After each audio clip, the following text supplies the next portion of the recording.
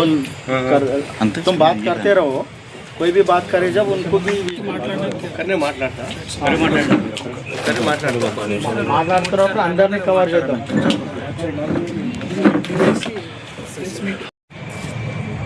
తెలంగాణ యావత్ రాష్ట్రం మొత్తం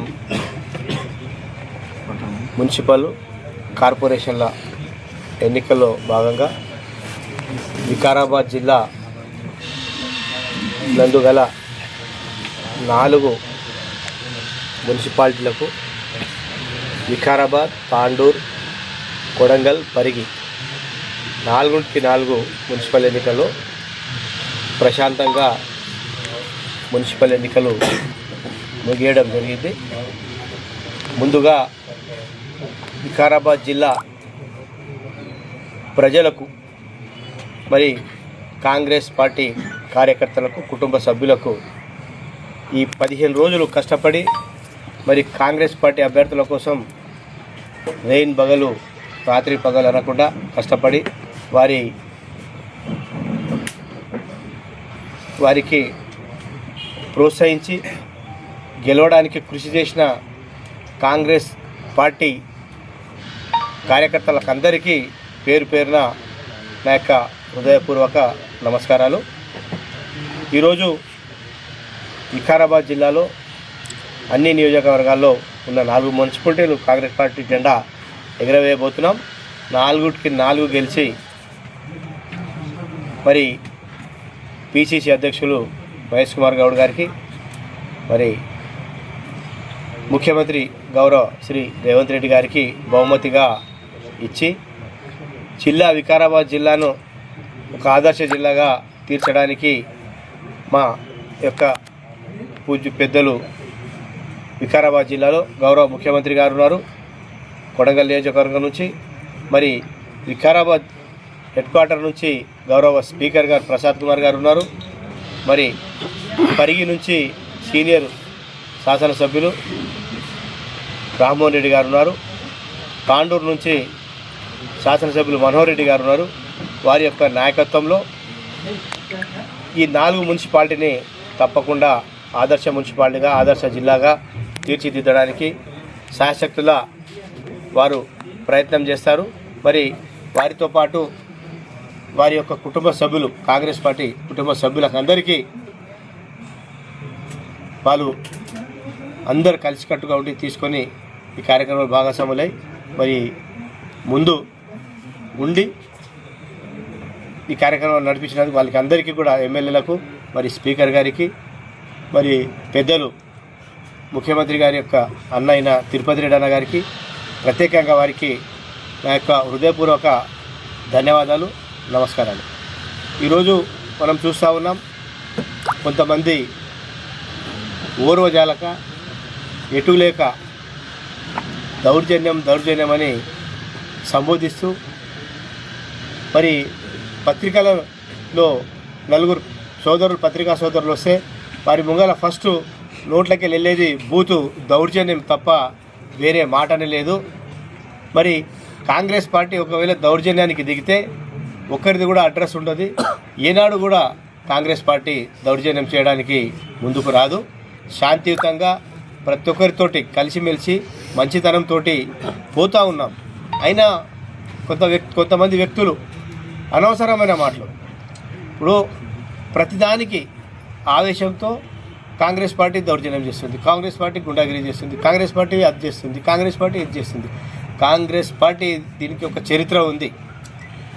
మీ పార్టీ ఎటువంటి పార్టీ కాదు ఇది. దీనికి ఎంతో గౌరవం ఉంది, చరిత్ర ఉంది. 100 ఏళ్ళు దాటిన పార్టీ ఇది. మీరు నిన్న మొన్న వచ్చి మరి ఉద్యమంలో మోసాలు చేసి మందికి ఆనాడు టీఆర్ఎస్ ఉద్యమం చేసి పార్టీ వచ్చినాక ఏ రోజు కూడా మీరు ఎవరికి కూడా న్యాయం చేయలేదు. ఆ రోజు తెలంగాణ రాష్ట్రాన్ని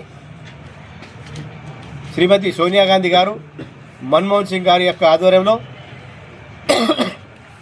మరి ఆ రోజు ప్రతిపక్షంలో ఉన్న బీజేపీలో ఉన్న సుష్మా స్వరాజ్ కూడా మద్దతు ఇచ్చి ఈ తెలంగాణ రాష్ట్రాన్ని సోనియమ్మ గారు త్యాగించి పక్క ఆంధ్ర రాష్ట్రంలో కాంగ్రెస్ పార్టీ తుడుచుకోపోతుంది అన్నగాని ఆమె తెలంగాణ రాష్ట్రాన్ని ఇచ్చింది.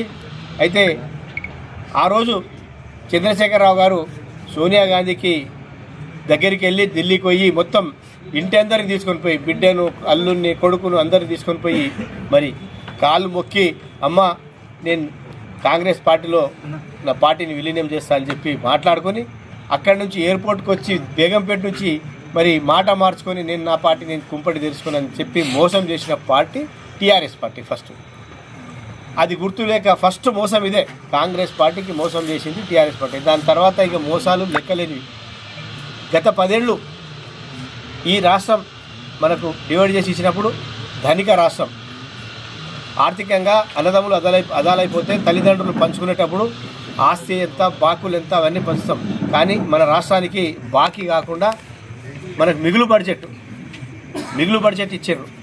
అటువంటి మిగులు బడ్జెట్ ఇచ్చిన 65,000 కోట్ల రూపాయల మిగులు బడ్జెట్ ఇచ్చిన తెలంగాణను ఈరోజు 10 సంవత్సరాలు పరిపాలించి బీఆర్ఎస్ వాళ్ళు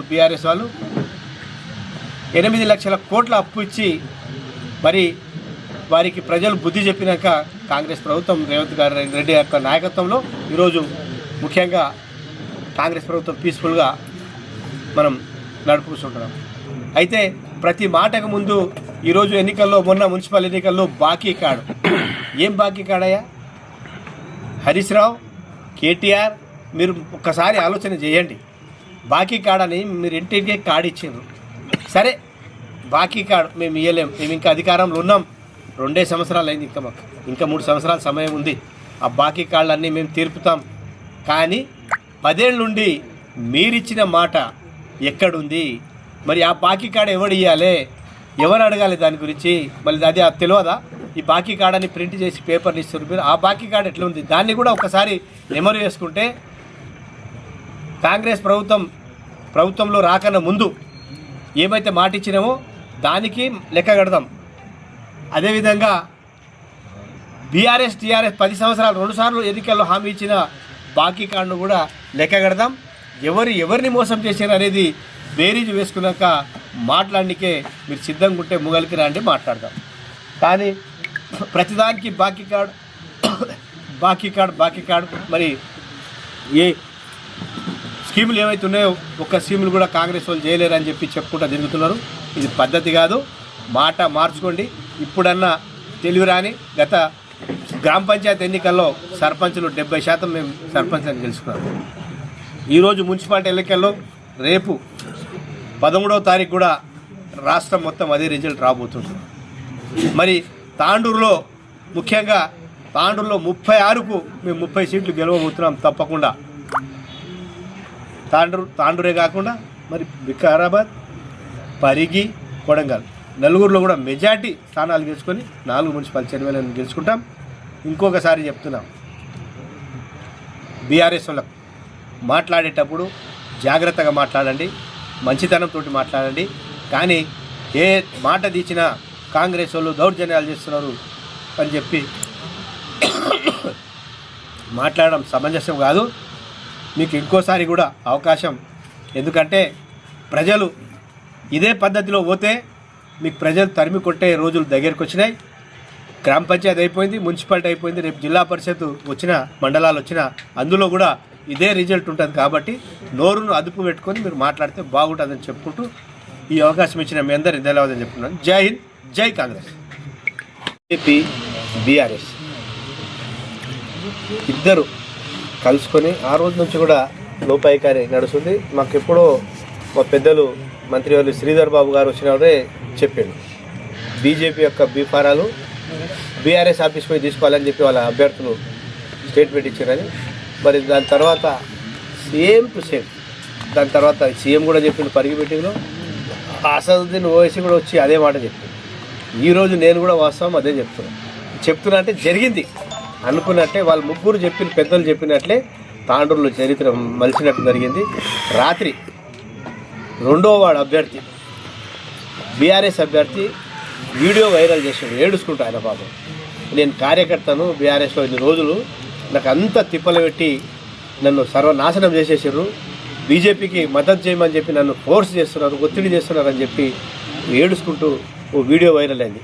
అయితే వాళ్ళ బుద్ధి, వాళ్ళు చేసే పని చేతగాక బీజేపీని తిట్టుకుంటారు రోడ్డు మీదకి వచ్చి, మరి లోపల చీకటి ఒప్పందాలు చేసుకొని ఈ పరిస్థితి ఉండి మరి కాంగ్రెస్ని ఓడగొట్టాలని చూశారు. కానీ కాంగ్రెస్ను ఏం ఓడగొట్టరు వీళ్ళు, కాంగ్రెస్ను ఏం చేయలేరు. తాండూరు కాంగ్రెస్ తాండూరుకు కంచుకోట. ఆనాటి నుంచి ఆ రోజు ఫస్ట్ మొట్టమొదటగా ఇక్కడ చెన్నారెడ్డి గారు కాంగ్రెస్ పార్టీ పునాదేశం, దాని తర్వాత మాణిక్రావు గారు వాళ్ళ కుటుంబం మొత్తం ఇక్కడ పరిపాలించింది. తప్పకుండా మనోహర్ రెడ్డి గారి నాయకత్వంలో తాండూరులో పర్మనెంట్ ఇంకా 30 సంవత్సరాల వరకు ఇంకా 3-4 టర్ములు ఎవరు కాంగ్రెస్ను పీకెట్టోడే రాని. కాబట్టి ఎప్పుడు కూడా మీ చీకటి ఒప్పందాన్ని ఏందో నీ బట్టబయలు మీరే చేసుకున్నారు. దాని గురించి మరి బయటికి వచ్చినాక మేము అట్లా బీజేపీ కాంగ్రెస్ లేకుంటే ఎంఐఎం కాంగ్రెస్ అంటారు, లేకుంటే అనవసరమైన మాటలు మాట్లాడకుండా మీ అభ్యర్థి ఎవరైతే 2వ వార్డు నుంచి నిలబడ్డాడో ఆ అభ్యర్థిని మీరు మోసం చేశారు, ఆయన నేర్చుకుంటా. నిన్న వీడియో వైరల్ అయింది, ఆ వీడియోనే నిదర్శనం మీకు అని చెప్పి మీకు సవాల్ చేస్తున్నాం. ఇటువంటి బూటకాల మాటలు మాట్లాడడం బంద్ చేసుకోండి బీఆర్ఎస్ వాళ్ళు అని చెప్తారు. బీజేపీ ఓటైనా వాళ్ళు ఏంటంటే మాట్లాడుకున్న అండర్స్టాండింగ్, ఈ వాళ్ళ నీవు ఆ వాళ్ళ నేను శాతగానప్పుడు కాంగ్రెస్ మీద ఫైట్ చేయడానికే శాతగానప్పుడు ఒక్కొక్క వాళ్ళు పంచుకున్నారు వాళ్ళు బీజేపీ. అయితే టికెట్లు ఇచ్చేటప్పుడు కూడా నేను అనేది అండర్స్టాండింగ్లో టికెట్ ఇచ్చుకున్నారు.